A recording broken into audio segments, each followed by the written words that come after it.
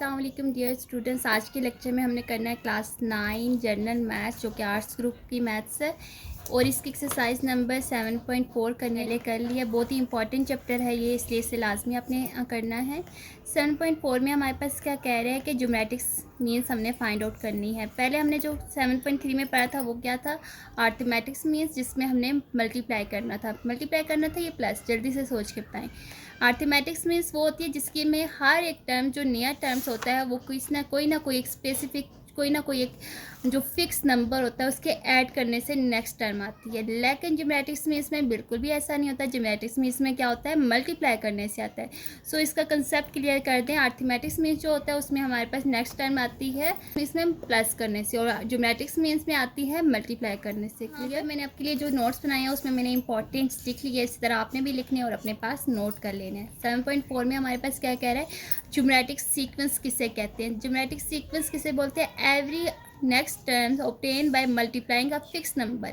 जब भी नया टर्म्स हमने लेना है वो किससे हासिल होगा, जब हम कोई ना कोई फिक्स नंबर हम उसके साथ मल्टीप्लाई करेंगे। लेकिन अर्थमेटिक सीक्वेंस में यहाँ पे क्या था, every next term obtain by adding a fix number. Okay, ये MCQs के लिए भी आ सकता है। और फिक्स नंबर जो हमारे पास होता है कॉमन रेशो होता है। ठीक है, फिक्स नंबर जो हमारे पास होता है उसे क्या कहते हैं, कॉमन रेशो कहते हैं। उसे डिनोट किया जाता है आर में। वहाँ पर हमारे पास क्या था, कॉमन डिफरेंस, जिसे हम डिनोट करते थे डी से, जो कि हमारे पास इक्वल होता था A2 में से माइनस करना है A1 में। लेकिन यहाँ पे जो D की जगह यूज़ हो रहा है R हमारे पास क्या है, कॉमन रेशो है, और ये किससे डिनोट किया जाता है, R से। सारा मेथड वही। अगर आपको अर्थमेटिक सीक्वेंस आ गया देन आपको ज्योमेट्रिक सीक्वेंस खुद ब खुद आ जाएगा। अर्थमेटिक सीक्वेंस में हमने जहाँ पे ऐड किया था वहाँ पे आप क्या करना है, मल्टीप्लाई कर देना है, D की जगह R लगा लें। ओके, यहाँ पे भी देखिए A1 हमारे पास, A हमारे पास फर्स्ट टर्म होती है जो हमें गिवन होगी फर्स्ट, A उसके बाद AR2 इस तरह करते जाएं अप टू 1 होगा। A1 हमारे पास इक्वल होता है A के, A2 हमारे पास इक्वल हो जाएगा AR के, A3 इक्वल्स टू हो जाएगा AR स्क्वायर के। जबकि अर्थमेटिक सीक्वेंस में हमारे पास अगर देखें तो A1 इक्वल्स टू होता था A प्लस D के, A2 इक्वल्स टू होता था A प्लस 2D के, क्योंकि यहाँ पे ऐड कर रहे थे इसलिए। लेकिन ज्योमेट्रिक सीक्वेंस में हमारे पास A1 होगा A के इक्वल होगा, और A किस तरह इक्वल होगा ये भी मैं आपको बता दूँ। यहाँ पर देखिए A1 इक्वल्स टू किसके, AR की पावर हो जाएगी 0 हमें पता है किसके इक्वल होता है, 1 के इक्वल होता है। सो यहाँ पे आ जाएगा A1 equals to 1, A1 equals to A के आ जाएगा। इस तरह हमने जब लगाना है A2 के लिए सॉल्व करेंगे तो क्या आ जाएगा, AR की पावर में आ जाएगा 1 का मतलब होता है A2 इक्वल्स टू 1 का मतलब होता है कि R ही वापस आएगा। इस तरह करते करते हमारे पास डिक्रीज होती जाएगी। करना है एक्सरसाइज 7.4, इसे सॉल्व कर लेते हैं। इसमें गिवन क्वेश्चन क्या कह रहा है, फाइंड नेक्स्ट 4 टर्म्स। हमने कितने टर्म्स फाइंड आउट करनी है, 4 टर्म्स फाइंड आउट करनी है। अब तक गिवन ज्योमेट्रिक सीक्वेंस कर लेते हैं। A1 यहाँ पे हमें क्या गिवन है, 16 के। R हमारे पास क्या होता है, R हमने फाइंड आउट करना है। R हमारे पास क्या होता है, A2 डिवाइडेड बाय A1 के। लेकिन अर्थमेटिक सीक्वेंस में R किसके इक्वल होता था, A2 में से हमने क्या करना है, एक A1 माइनस करना है, बट यहाँ पर ऐसा नहीं है। सो A2 हमारे पास क्या है, 4 है, और A1 क्या है, 16 है। क्लियर, A1 16 है, A2 हमारे पास क्या है, 4 है। R हमने फाइंड आउट करना है, सबसे पहले R फाइंड आउट कर देते हैं। A2 डिवाइडेड बाय A1 होगा। A2 हमारे पास क्या है, 4 डिवाइडेड बाय A1 हमारे पास क्या है, 16। 4 1 is 4, 4 4 is 16, which gives us 1 divided by 4. AN equals to A1 RN की पावर -1। और यहाँ पे मैं अगर आपको बता दूँ, ज्योमेट्रिक अर्थमेटिक सीक्वेंस की जनरल टर्म क्या थी, AN equals to A plus N minus 1 into D। अभी ये क्या है, ज्योमेट्रिक्स मीन्स, अर्थमेटिक्स मीन्स थी। ठीक है, अब ये क्या है, ज्योमेट्रिक्स मीन्स है। ओके, दोनों में अपने को डिफरेंस आना चाहिए। करते हैं N इक्वल्स टू 4 क्यों पुट करें, क्योंकि हमें जो गिवन है वो 3 टर्म्स हमें गिवन है। 3 के बाद हमने 4 टर्म्स फाइंड आउट करनी है। N4 N5 N6 N7 हमने पुट करके हमने वैल्यू निकालनी है, इनकी टर्म्स निकालनी है। यहाँ पर मैंने लिख लिया A1 गिवन है 16, N गिवन है 4, R गिवन है 1/4, जो कि हमने निकाला है। जनरल टर्म्स हमारे पास क्या थी, AN equals to A1 R के R की पावर में है N-1। सो अभी हमने पुट करना है N इक्वल्स टू 4। सो जहाँ पर N है वहाँ पे हमने 4 पुट कर दिया और सॉल्व किया। यहाँ पर 4 में से 1 माइनस किया तो क्या आ जाएगा 3, और 3 का मतलब है कि होल में है तो ये सेपरेट दोनों पर अप्लाई होगा। 1 की पावर अगर कोई भी हो तो 1 ही देती है। यहाँ पर 16 आ जाएगा, डिवाइडेड बाय 4 को 3 टाइम लिखें तो क्या आ जाता है, यहाँ पे मैं लिखती हूँ 4 मल्टीप्लाई 4। अभी आपको ये याद होना चाहिए, 4 4 ज़ा 16, 16 को 4 के साथ मल्टीप्लाई देंगे तो हमारे पास क्या आ जाएगा 64। क्या आ जाएगा 64। अब ये कैंसिल आउट हो सकते हैं ना, कैसे कैंसिल आउट हो जाएगा, 16 1 ज़ा 16, 16 4 ज़ा 64, जो कि मैंने अभी आपको बताया है। n equals to 5, n equals to a1 और r की पावर n-1, n हमें गिवन है 5, a5 इक्वल्स टू हो जाएगा a1 हमें गिवन है 16 एन आर हमें गिवन है 1/4 की पावर n हमें 5 में से 1 माइनस करेंगे तो क्या आ जाएगा 4, क्योंकि 4 को 4 टाइम लिखें तो क्या आ जाएगा 1 2 3 4, 4 4 ज़ा 16, 16 को 4 के साथ मल्टीप्लाई करेंगे तो 64, 64 को 4 के साथ मल्टीप्लाई करेंगे 2 5 6, 16 डिवाइडेड बाय 2 5 6, 16 1 ज़ा 16 और 16 यहाँ पर आ जाएगा 64 के साथ मल्टीप्लाई देंगे तो हमारे पास आ जाएगा 250। पुट कर दे n equals to a1 r n-1। a n हमारे पास क्या था 6 था, क्योंकि हमने इस n की जगह 6 पुट करने हैं। a1 क्या था गिवन 16, r हमें 1/4 और पावर में 6 -1 करें तो क्या आ जाएगा 16, 1 डिवाइडेड बाई 4, 6 में से 1 माइनस करेंगे तो क्या आ जाएगा 5। अब 4 को 5 टाइम मल्टीप्लाई करें तो क्या आता है 1024, ए 6 आ गया 16 डिवाइडेड बाय 1028। यहाँ पर क्या आ जाएगा 16 को जब हम 16 के साथ मल्टीप्लाई देंगे तो क्या आ जाएगा 256 आएगा। इस तरह हमने 16 को किसके साथ मल्टीप्लाई करेंगे तो हमारे पास क्या आता है 1016 डिवाइडेड बाय, तो क्या आ गया 64 आ गया। सो यहाँ पे लिखेंगे 1 डिवाइडेड बाय क्या आ गया 64।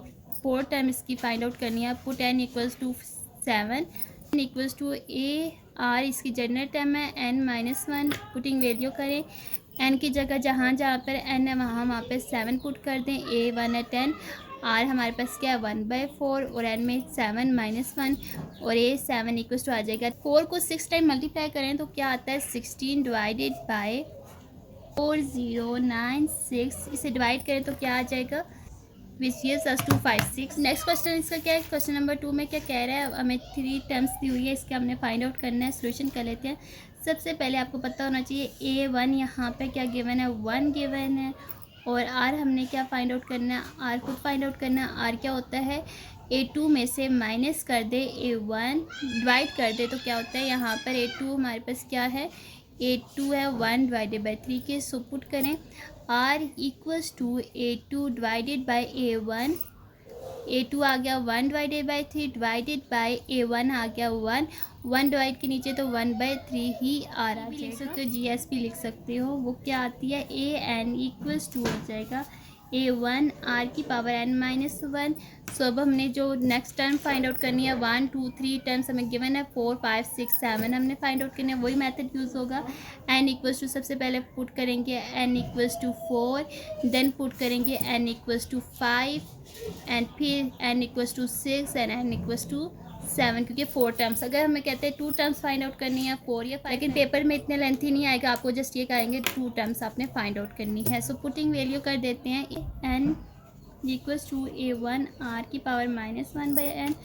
a की जगह जहाँ जहाँ पर n है वहाँ पे पुट कर दें 4। तो a1 आ गया हमारे पास 1 के, r हमारे पास क्या था 1 डिवाइडेड बाई 3 के, एंड n की पावर में क्या है 4 -1 है। सो ये आ जाएगा a4 इक्वल्स टू आ जाएगा 1 इंटू 1 डिवाइडेड बाई 3।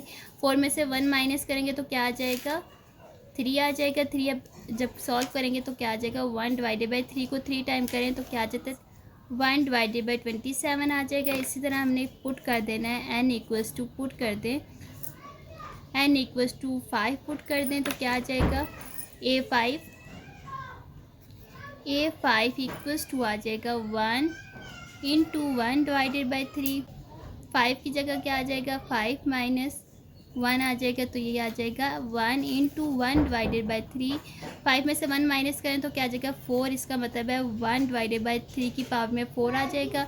3 को 4 टाइम लिखे तो क्या आ जाएगा, 27 को 3 के साथ मल्टीप्लाई करें तो क्या आ जाता है, क्योंकि देखें 3 को 3 टाइम करेंगे तो 27 आता है, और 4 टाइम करेंगे तो इसका मतलब है 27 को 3 के साथ मल्टीप्लाई करें तो क्या आ जाता है 7 3 ज़ा 21, 3 2 ज़ा 6 7 8 81 आ जाएगा। आप कैलकुलेटर पर भी सॉल्व कर सकते हो, 1 डिवाइडेड बाई 81 आ जाएगा। इसी तरह आपने नेक्स्ट 2 टर्म्स भी फाइंड आउट करनी है, जो कि आपने खुद फाइंड आउट करनी है। अब क्वेश्चन नंबर 4 में क्या कह रहा है, अगर हमें गिवन है ए एन हमें गिवन है तो कितना 2 5 6 और ए गिवन है 4 के ए एन गिवन है, तो हमने क्या फाइंड आउट करना है, आर हमने फाइंड आउट करना है। सबसे पहले जनरल टर्म्स लिख लेते हैं, वो क्या होती है a n equals to a one r की पावर एन माइनस वन।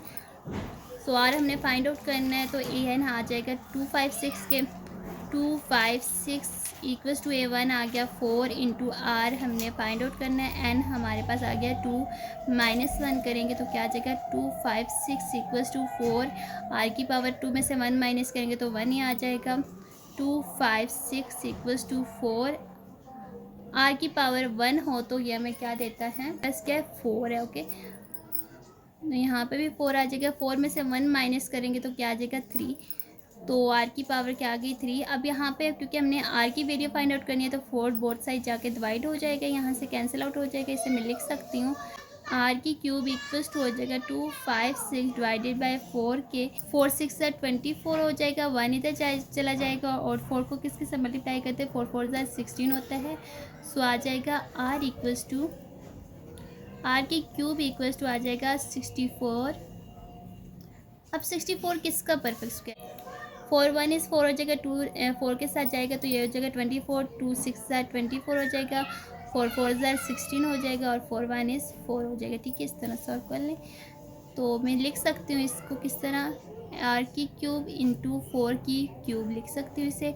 अब cubic root on both side ले रहे हैं तो क्यूबिक रूट के साथ क्या हो जाएगा, ये दोनों कैंसिल आउट हो जाएंगे क्यूबिक रूट के साथ, तो ये इसके साथ कैंसिल, ये इसके साथ कैंसिल, तो वैल्यू आ जाएगी हमारे पास आर इक्वल्स टू 4। ये क्या इसका आंसर है। Sir next question number solve करते हैं, इसकी जनरल टर्म्स क्या आती है।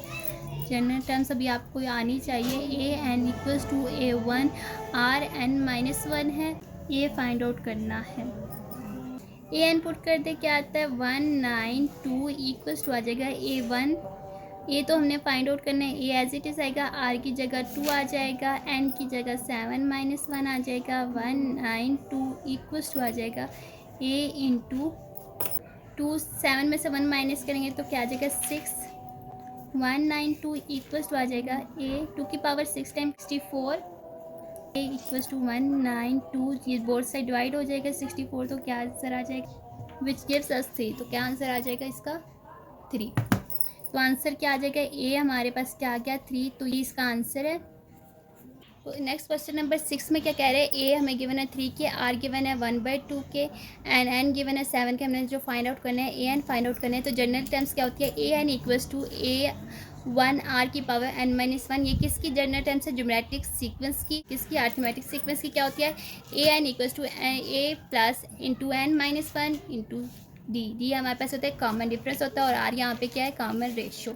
क्लियर। अब यहाँ पे पुटिंग वैल्यू करते हैं, ए हमारे पास 3 है, आर 1/2 है, एन हमारे पास 7 है, 7 में से 1 माइनस करेंगे तो 6, 2 को 6 टाइम करेंगे तो हमारे पास क्या आ जाएगा 64, तो आंसर आ जाएगा 3/64। नंबर 7 ए हमें गिवन है A3 4 के, ए 8 ए हमें गिवन है 1/276 के, तो हमने फाइंड आउट करना है ए एंड ए आर। ठीक है, ये हमने फाइंड आउट करना है। सब वी नो डैट, आप क्या जानते हैं, अभी तक आपने क्या जाना है वो मुझे जल्दी से अपने माइंड में सोच के बता दें।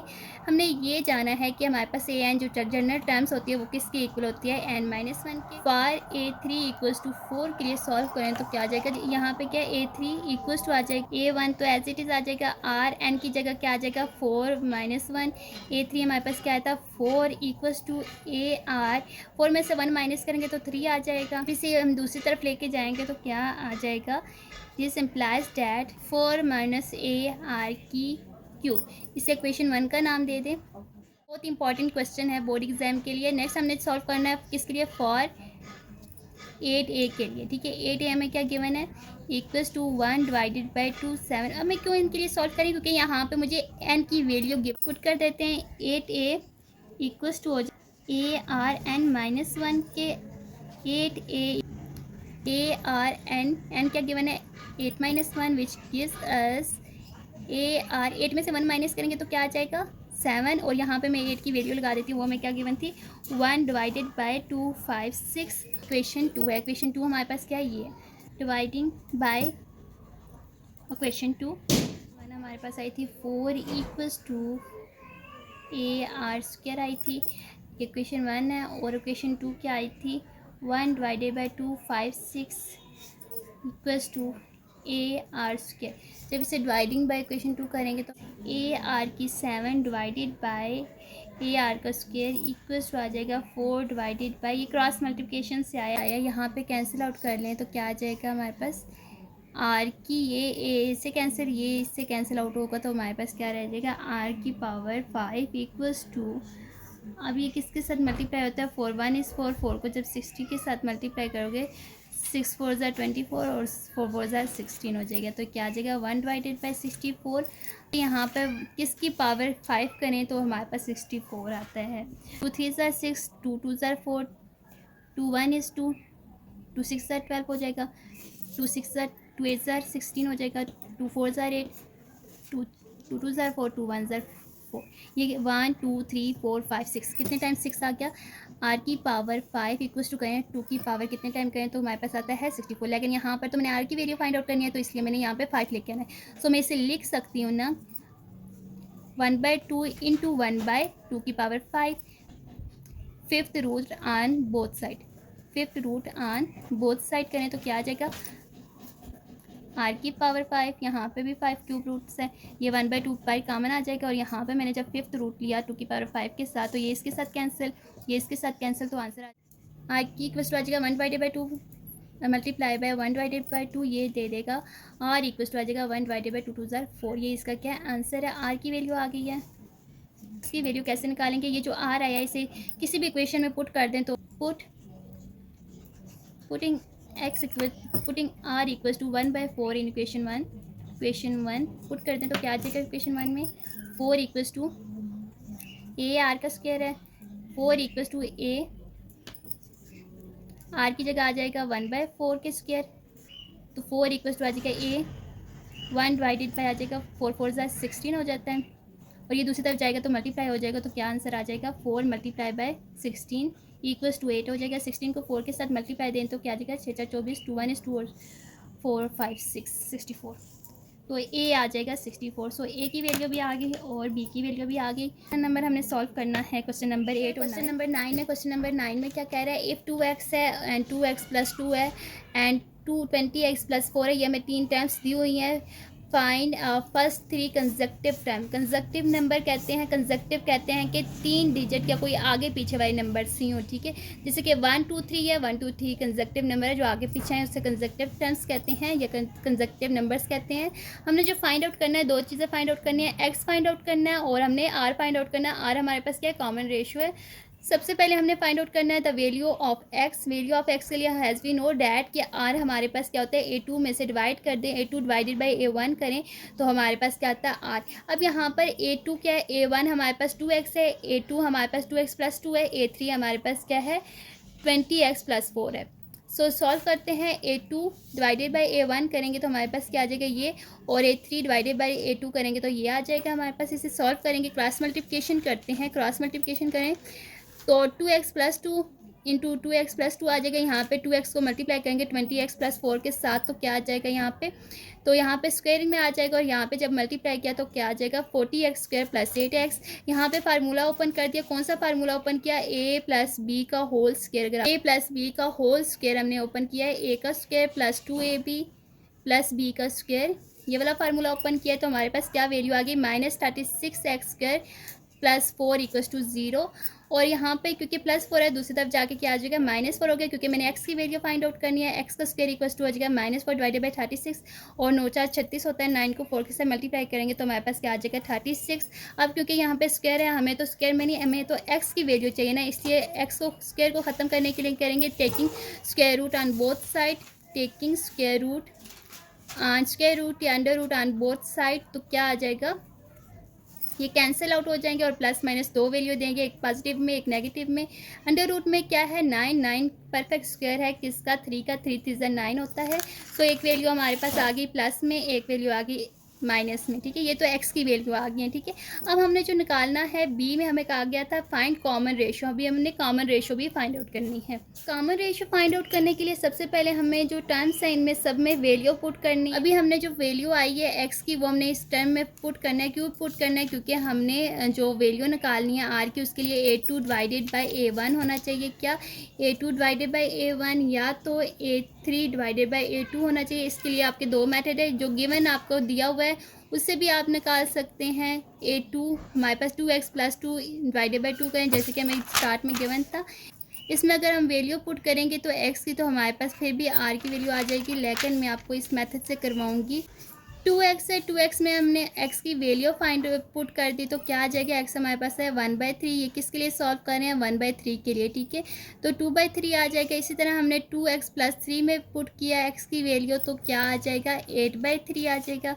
इस तरह हमने जो थर्ड टर्म थी 20x + 4, उसमें जब x की वैल्यू पुट की, जहाँ पर x वहाँ पर x की जगह 1/3 पुट किया और उसे कैंसिल आउट कर दिया, तो हमारे पास क्या आंसर आ गया, 32 डिवाइडेड बाई 3 आ गया।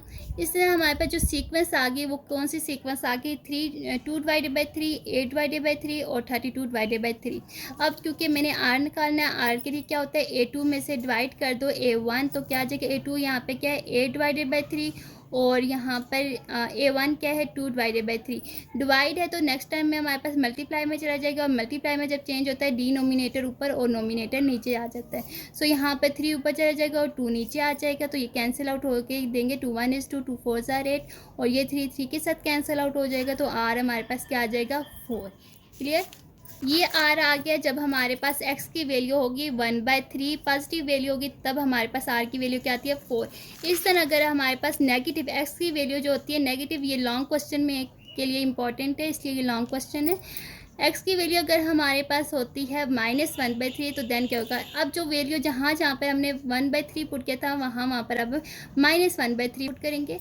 2x में पुट कर दें x की जगह -1/3, तो आंसर क्या आ जाएगा, -2/3 आ जाएगा।